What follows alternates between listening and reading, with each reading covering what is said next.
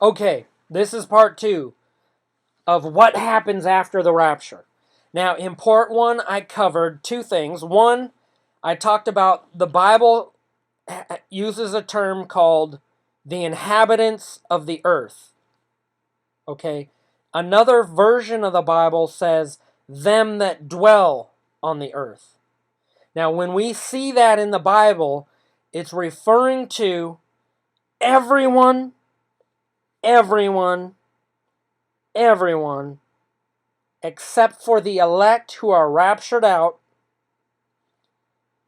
and the 144,000 with the seal of God on their forehead. So the inhabitants of the earth include them that dwell on the earth, includes you who are lukewarm. God's going to vomit you up, so the lukewarm. It includes the foolish virgins. The Bible says they missed the bridegroom. Okay? They were foolish. They went out into the night. The bridegroom came, and they missed the bridegroom. The Bible says that they called out and said, "Sir, sir, open the door for us." And the door was shut. The door was shut, and Jesus said, "Depart from me, for I never knew you." The foolish virgins represent Christians who are who are also the inhabitants of the earth, or them that dwell on the earth. They missed the rapture. So Jesus talks about the great falling away. Many will turn away from the faith. He says at the end times and the end days. And Paul talks about there will be a great falling away.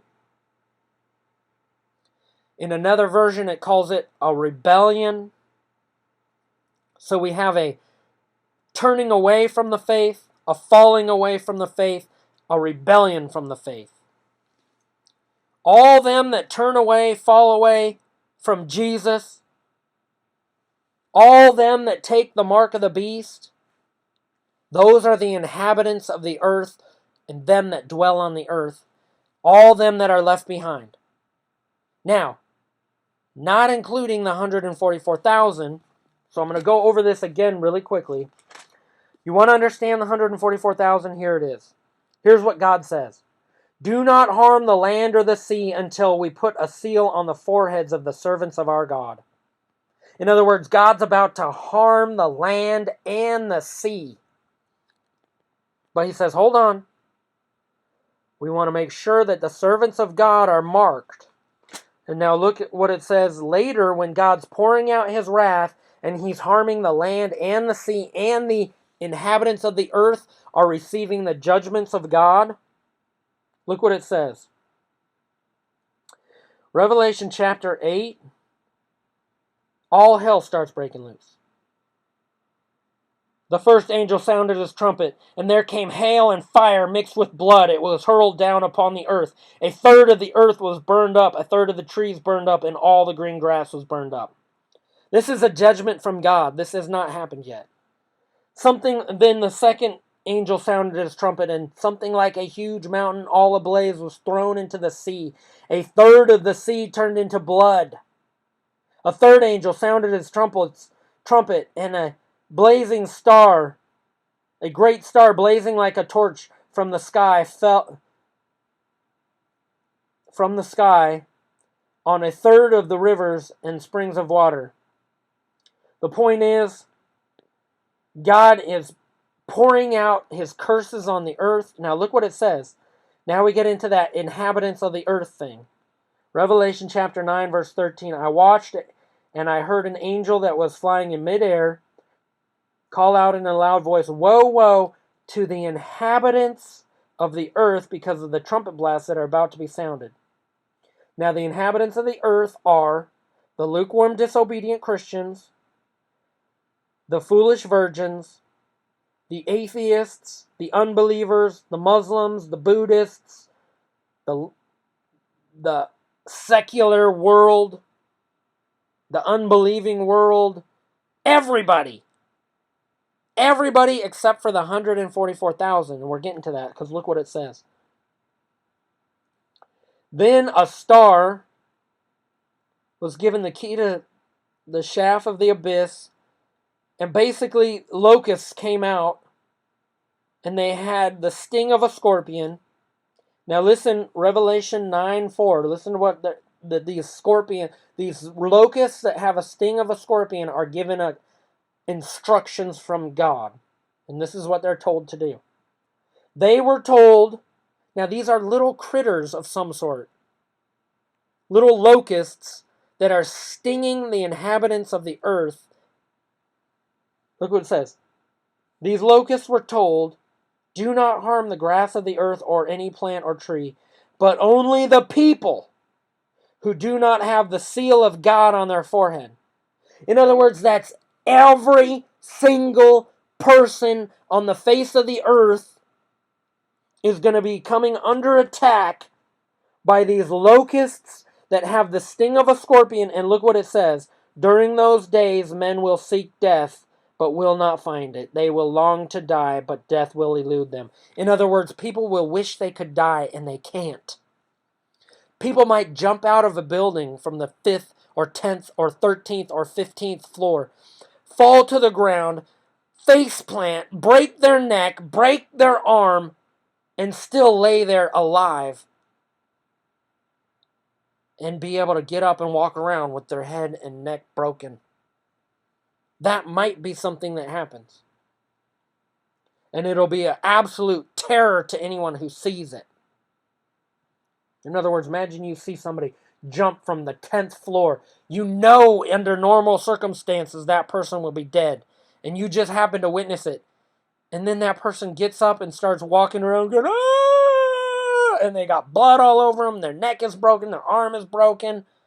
And you're like, how could that person possibly still be alive? And that's part of the wrath of God on the inhabitants of the earth. It says it right here. Now, that is speculation as far as that going on. I don't know. But what if that, it says during those days people will seek death, but they will not find it. In other words, people are going to try to die. I believe people are going to be trying to commit suicide, and they won't be able to. Where's your revival? Where's your 144,000 having a big revival and everybody getting saved? Where's your 2 witnesses preaching the gospel? It's not there. The 144,000 have the seal of God on their forehead, and they're operating under the protection of God while the wrath of God is being poured out. So what happens after the rapture? God harms the land and the sea. He pours out his wrath on the inhabitants of the earth. The 144,000 are protected.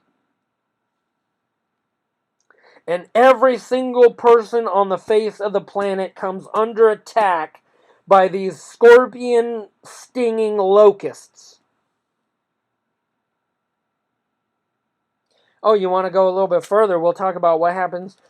So if you want to see what happens after the rapture, just read Revelation chapter 8. Because the trumpets, the 7 trumpets begin after the rapture, after the 144,000 are sealed with the seal of God on their forehead. Okay?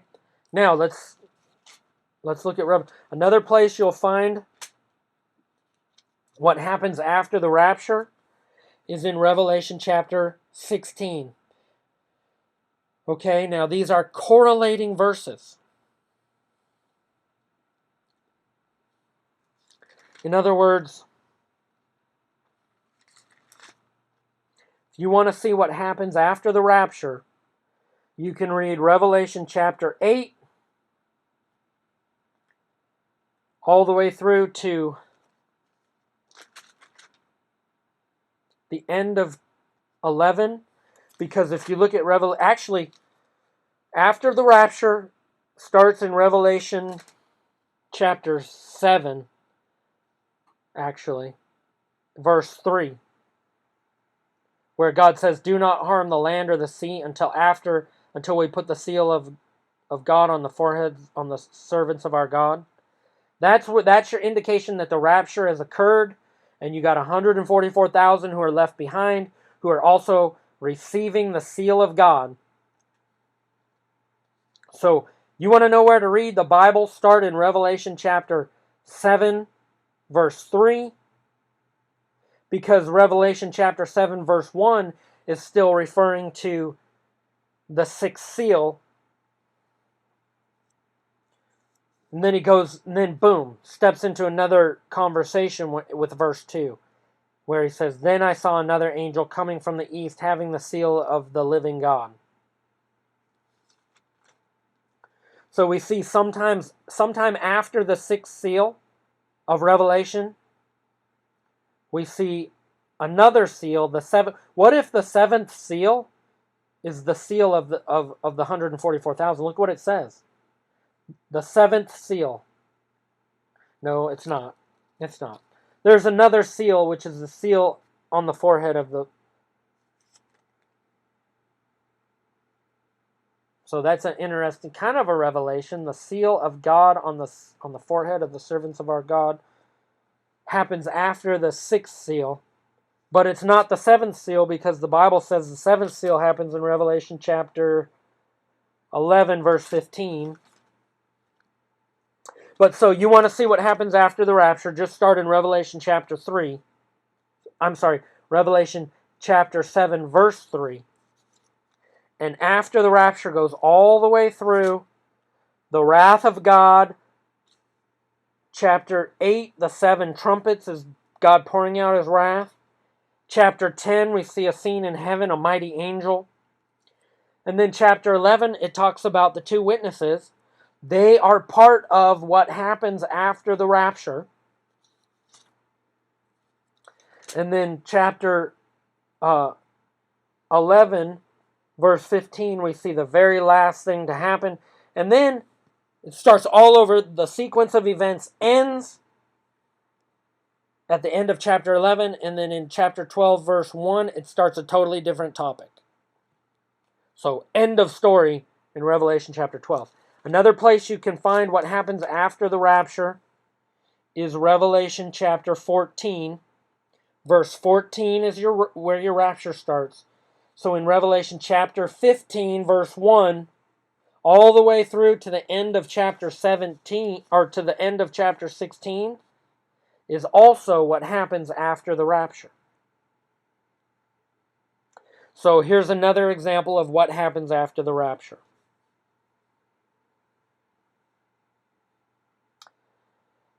Seven last plagues, chapter 15. I saw in heaven another marvelous sign, 7 angels with 7 last plagues. Last because with them God's wrath is complete. Then the next thing he sees is those who were victorious over the beast and his image. So these are people who have been raptured out. They refused the mark of the beast. They stood firm in their faith, and they were raptured out. And then look what it says. Chapter 16, he begins the actual pouring out of the bowls of his wrath. Now look what happens.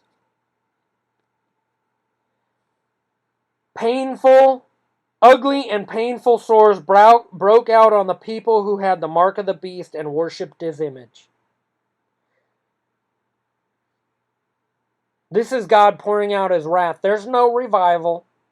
There's no gospel being preached. Now, you're going to find something out in a second. Every living thing in the sea died. That is not the first trumpet or the second trumpet. That is not a trumpet. Because one of the trumpets says 1/3 of the sea died. This is a second judgment. This is every living thing. In other words, if we go back to after the rapture, the second trumpet says 1/3 of the living creatures in the sea died, and 1/3 of the ships were destroyed. And then the third trumpet, 1/3 of the rivers and springs of water turned bitter. But that's not the bowls of God's wrath, because in the bowls of God's wrath it says the sea turned into blood, and like that of a dead man, and every living thing in the sea died. And then the third angel pours out his bowl on the rivers and springs of water, and they became blood. And now listen, it says, "O God, you are just in these judgments, you who are and were the Holy One, because you have so judged." Now it talks about the inhabitants of the earth, "for they have shed the blood of God's prophets and saints, and you have given them blood to drink." So those who are left behind after the rapture, one, they have taken the mark of the beast and worshipped his image. Two, they have shed the blood of God's prophets and saints, and God forces them to have to drink blood.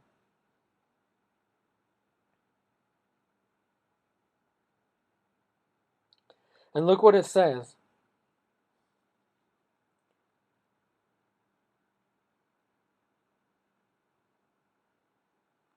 During this time, the 144,000 are in the earth, and they have supernatural protection from the plagues because of the seal of God on their forehead. Now, the point of what I'm saying is, if you miss the rapture, there's no revival. That's a common teaching. They think that because the movie Left Behind, because Kirk Cameron ran around and got saved and had some sort of revival after the rapture, they think that's doctrine, biblical doctrine. It's not. If you miss the rapture, you better hope you're one of the 144,000 and receive that seal of God on your forehead. You better hope that. I'm just saying. Do not miss the rapture. Do not take the mark of the beast.